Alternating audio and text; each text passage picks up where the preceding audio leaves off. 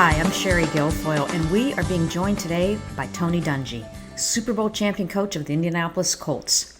Now, by all accounts, Coach Dungy's had a pretty successful career. After all, not many people have the opportunity to be a head coach in the NFL, let alone a Super Bowl champion coach. But Tony Dungy has experienced adversity as well. A couple quick examples. He wasn't drafted following a record-setting college football career. He was cut or traded 3 times in his short 4-year NFL career. He was fired as head coach of the Tampa Bay Buccaneers. He had several premature exits from the playoffs. But all of these disappointments pale in comparison to the death of his son Jamie, when in 2005, at age 18, Jamie took his own life. Throughout all these setbacks and struggles, Tony Dungy has remained strong, peaceful, and committed to his purpose, which he says is not to win football games, but rather is to glorify God. Coach Dungy, thanks for joining us today. Well, thank you, Sherry. I'm excited to be with you. You are a person who is fully committed to your faith. It clearly comes first in your life. It guides all you do. But in your book, Quiet Strength, which you wrote following the 2006-2007 season, you shared that while your faith was always important to you, you didn't become fully committed to it until after you were out of college. So I'm curious, since you've been in both places, kind of casual about it and now very committed to it, how would you characterize a person who's fully committed to their faith versus one who's more casual? And maybe not so much what it looks like on the outside to an observer, but how it feels on the inside to the person who's experiencing it.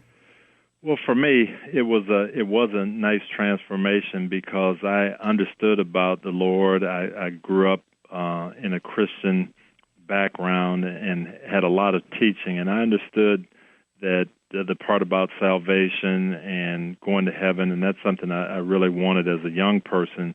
But the day-to-day living, I kind of thought that, hey, that takes care of itself. You set your goals and you work hard, and that's what you can concern yourself with. And when I got to professional football, I was fortunate enough to get with a group of guys who really were committed. And I saw it demonstrated, and I saw it lived out, and I saw how it impacted them on a daily basis in everything we did on the practice field as well as off. And that's when it first hit me that this Christian life really is something that you can't separate. You can't turn on and off, or you're never truly going to be happy. And I've seen guys do that. I've seen people try to find their way by themselves and kind of leave the Lord out of the process. But when you really understand that, serving God and honoring Him is the most important thing, and then everything else comes into place from that, it's a lot more fun. It's a lot more peaceful. There's a lot less stress in your life. That's what I've found anyway. Mm-hmm.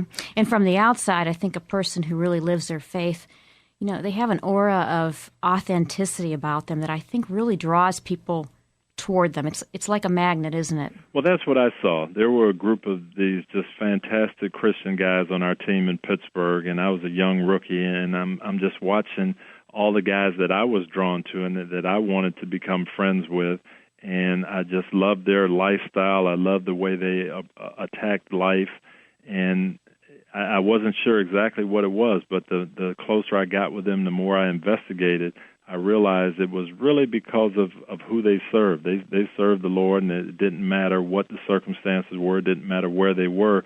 All their principles were governed by one thing, and that's, what does God want me to do in this situation? It made all their decision-making so easy, and they were just fun people to be around. All right. So as I step back from your book, it seemed to me that there were at least 3 elements or triggers that continually repeated themselves at different points in your life and were largely responsible for bringing about growth in your faith. And you've already hit on one of them, which is people. I think people's one of them, prayer and adversity, and I want to talk about each of those. Mm-hmm.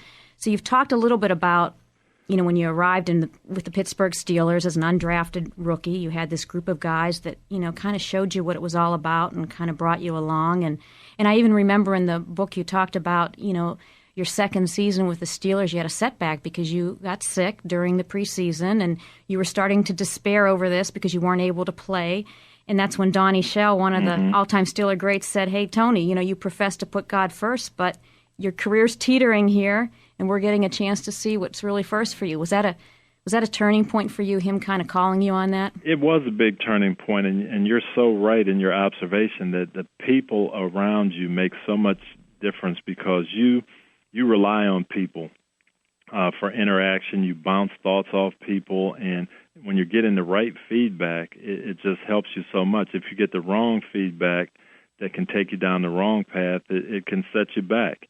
And you do have to be so careful about the people that you associate with. And then if you are around the right people, if you're around positive people, if you're around people that have Christian values, it can just catapult you and let your life take off because you see the right way to do things, and you get the right type of advice and the right type of criticism. Sometimes you need that, and that's exactly what it was for me at that point.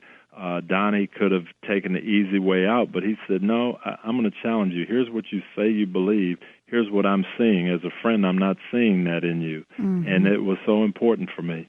Right. And then later when you went to the Minnesota Vikings, Tom Lamphere was the chaplain there, and he told you shortly after you arrived that he just had this feeling that you were destined for a big platform in your life, and he took it upon himself to help prepare you. Can you tell us a little bit about that?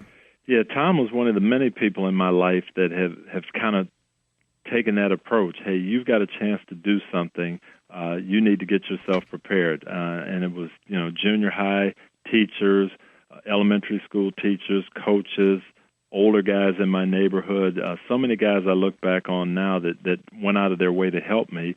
And Tom was certainly one of those, and he helped me from a spiritual standpoint in that, hey, you're going to get to a position where you're going to be a leader someday, and it may be a head coach of a professional team, a college team, maybe it's just a high school team, but somewhere you're going to lead men, and you've got to be ready to lead. And most leaders don't fail because they don't know their profession.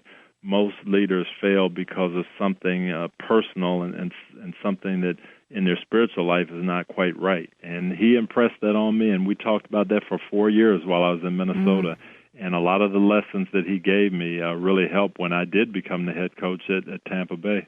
Yeah. And then, of course, your wife Lauren's had a huge impact on the strength of your faith, hasn't she? My wife has, and I think the Lord really, puts the right people in your life, and that's one that's been there for me for the last 26 years. And she balances me tremendously well. She has great insights into me, number one. She has great insight into other people, but the other thing is she's looking at everything from a spiritual perspective, too. So she's giving me Christian advice and not just wifely or motherly advice, which is important, but it's coming from the same spiritual background, so that it just, she constantly gives me the right advice in the right direction when I need it. Mm-hmm. And I think you hit on an important point here for our audience, because some people might say, well, okay, I don't have a group of people in my workplace who talk about their faith like your Steeler teammates did, or I don't have a chaplain in my workplace to help me grow spiritually, or my spouse isn't committed to their faith like Lauren is. But I think what you just said is God will send spiritual, faith-filled people into the lives of anyone who has a desire to grow their faith, isn't it? Won't he do that? He will, and you have to be committed to finding that. And I'm the first one to say I'm very fortunate. We have Christian coaches on our staff here that I've hired, and I'm able to bounce things off them. I've got a great church and pastors that I've had in the past I can still call and ask for advice. My wife is a great godly woman, but you're right. If those aren't there, if you're working in an environment where you don't have Christian coworkers, if you're in a setting where maybe you haven't found the right church yet, the Lord will send the right people to you. And I think if we're looking for that Christian fellowship and Christian advice, you can find it. Pray about it, and He'll bring it to you. Mm-hmm. Well, that leads us to the second trigger that I kind of saw when I read your book, and that's prayer. Prayer had obviously a huge part in developing your faith. You speak very openly about how you pray for guidance on all key decisions. I think even at the end of this past football season, you said you needed some time at the end of the season to pray about whether you should return to coach the Colts. How do you pray for guidance, and how do you hear it? It's funny. You really have to learn, and what I learned from my parents and what I've learned in my life's journey is that you pray about everything. And the prayer, once you come to that conclusion that you can pray and God is going to answer you, then the prayer becomes the easy part, and realizing that it doesn't matter how little the situation is or how big the situation is, you can pray about it, and God wants you to pray about it. The hard part is discerning, how is He answering? And for me, for years, I was always looking for that. I want that monumental answer, and it doesn't always come that way.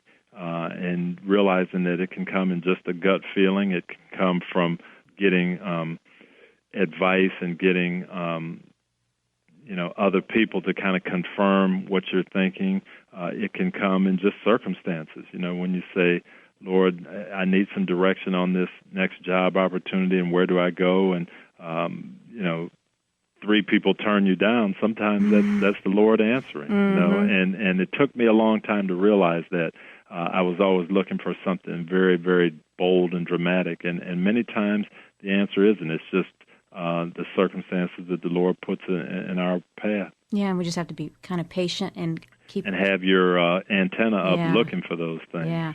Are you ever concerned that as you pray for an answer, that you might be being swayed by your own fears or maybe by your own desires rather than God's? Does that ever enter into Very much so, and that's often a difficult part, especially as a younger Christian. You don't know exactly what is from the Lord and what isn't, and He talks about giving you the desires of your heart, and you say, am I praying for this, and do I want to go in this direction because it's what I want? And that's something that's hard to figure out at times. But again, you just have to sit back and say, Lord, earnestly, show me which way I should go, what's going to be best for me. And even though I may want this very badly, if it's not the right way or not where you'd have me, show me that and make that clear. And a lot of times He will. Mm-hmm. Mm-hmm. Well, we are being joined today by the head coach of the Indianapolis Colts, Tony Dungy. And most people know about the tremendous career Tony's had in the NFL, but many also know about the importance of his faith and the role that it plays in his life. And that's because Tony uses the visible position that his career has given him to share his faith with others. And that's what he's doing with us here today. And we're talking a little bit about some of the things that enabled him to grow his faith to be as strong as it is. We've talked about people play a big part. We've talked about prayer. And it seems like another thing, Tony, is adversity. While you've had tremendous professional success in your life that everybody has seen, you've also experienced some big disappointments as well. And my first question in that area is, you've had career setbacks, but you seem to use those setbacks as opportunities to grow your faith. How do you do that? For me, that's probably one of the great things about being an athlete and being a Christian is they meld together so well. And as an athlete, you realize pretty quick that it's not all successes. Very few teams win every game every year, and you're going to have games that you lose. And how do you respond to that? And the fact that you lost a game doesn't mean that you can't win the championship. And I think I've taken the same approach with adversity. As a Christian, you can't think that you're going to win every game and that everything is going to go smoothly. So when you have it, it's how do you respond? And just because you have a temporary setback or because you have adversity doesn't mean that the Lord's not going to have you win that championship at the end. So for me, I think it's been training in that regard, and reading the Bible and understanding all the passages that speak about overcoming adversity and God being with you no matter what. And then seeing that put into practice in sports and seeing, how you have disappointments and you have to fight through them and practice hard and train hard and bounce back. Mm-hmm. And do you think God sometimes welcomes adversity in our lives so that we can be an example to teach and help others? I do. I think there's a lot of reasons for it, and you're really not really tested until you have some adversity. You don't know how good you are until you run up against a team that is going to challenge you, and you don't know about your faith, and you don't know what you really think about the Lord until your situation gets rocked a couple of times, and then you can say, you know what, I do believe this in the bottom of my heart because I know it's true, and it's not just because everything's going great right now that I'm riding along with this, Christianity because everything seems to be going in my favor. And to be honest, that's important to find that out, how you are going to react when things don't go your way. Mm-hmm.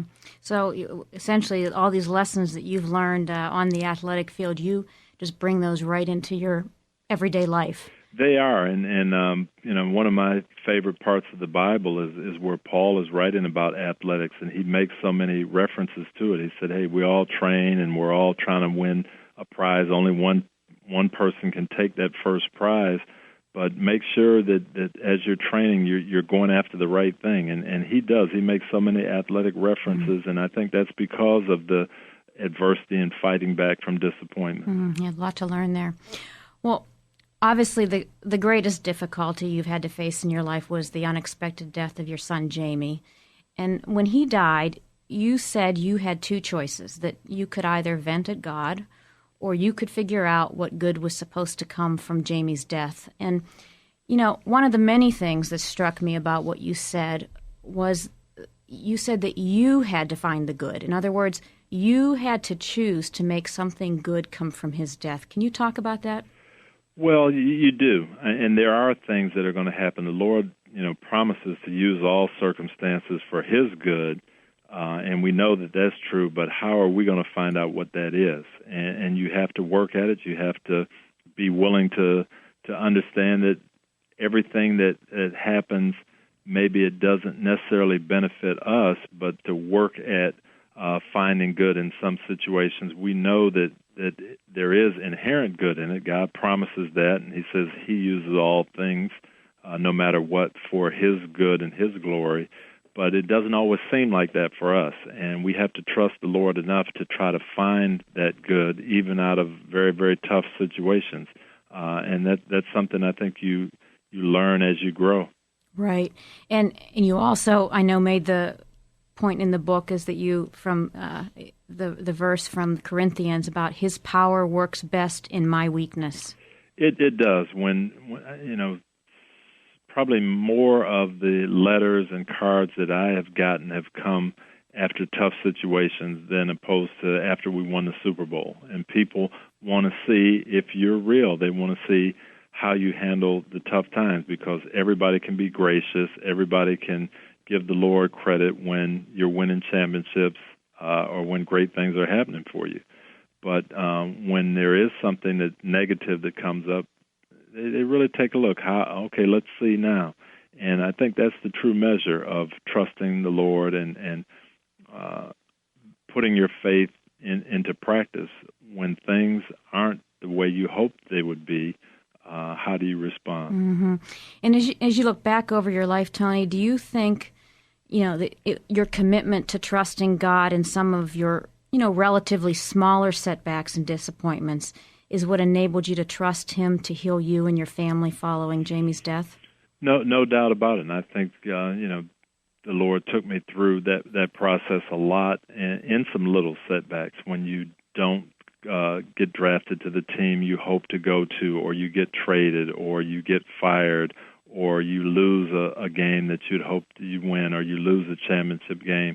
They can seem very, very tough at the time, but as you go on, you see that they're not that big of things on the grand scheme of things.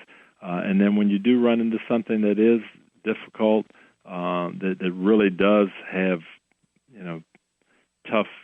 tough ramifications for you or your family, you realize, hey, I've been through things like this before, and the Lord has always been faithful to bring you through them. Mm-hmm. So I think the lesson here is, We need to begin to practice trusting Him with our relatively smaller disappointments in life so that we're in a position to receive His grace and healing when we're faced with these bigger things. And a lot of that is, I think He does bring small disappointments so we can grow and learn to trust Him a little bit more. Yeah, sometimes those disappointments really are gifts in disguise. Most of the time they are. Yeah.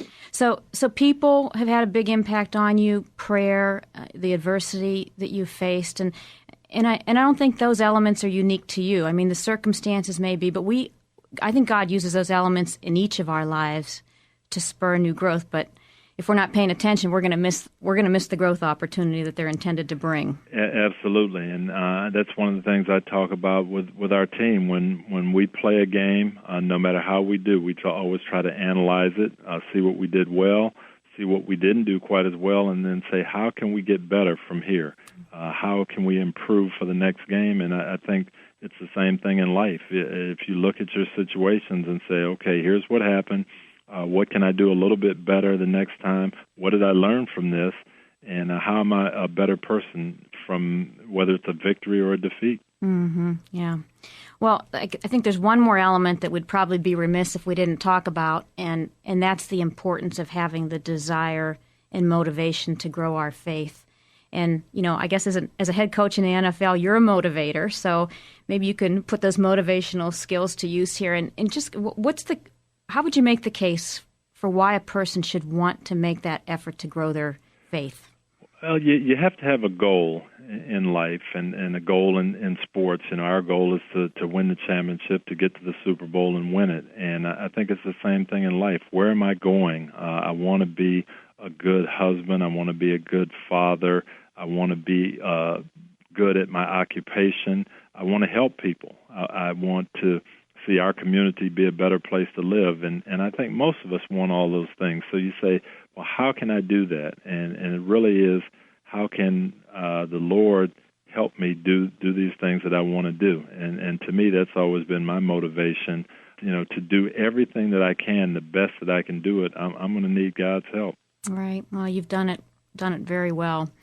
And if I could just ask you one last question, because I know you gain a lot of strength and wisdom from Scripture, and I was just wondering, can you share with us either a verse or a story from the Bible or something, and just kind of tell us how that guides you in your everyday life? Maybe it's something you've read this week, maybe it's just one that kind of guides your life, but can you just share something off the top of your head? Well, I have almost a different favorite verse every year, but recently for me it's really been Matthew 16:26. Christ is asking a question to a group of people. He's saying, what would it profit a man if he gained the whole world but forfeited his soul? And I think about that often because we're in a profession, we're in the limelight a lot, and we do have people that seem to gain the whole world. We have guys that make a ton of money. We get a lot of notoriety. We have a lot of goodwill around the country, and people say, boy, I'd love to be in that position to play for the Indianapolis Colts or to coach in the National Football League. And you realize that you could have all that, and if you don't have your spiritual life in order, at the end of the day, if something happens to you and you die and you don't have anything spiritually and you forfeited your soul, what difference is it going to make? Mm-hmm. And to me, that's been a driving verse in my life for a number of years. Yeah, and it shows by the way you live your life. So, Tony, we appreciate you taking the time today to be on the program, and of course appreciate all that you do, the way you do use that platform that God's given you. I think it's helps more people than you can imagine, I'm sure. Thank you, Sherry. It's been a pleasure, and really a joy to be on with you.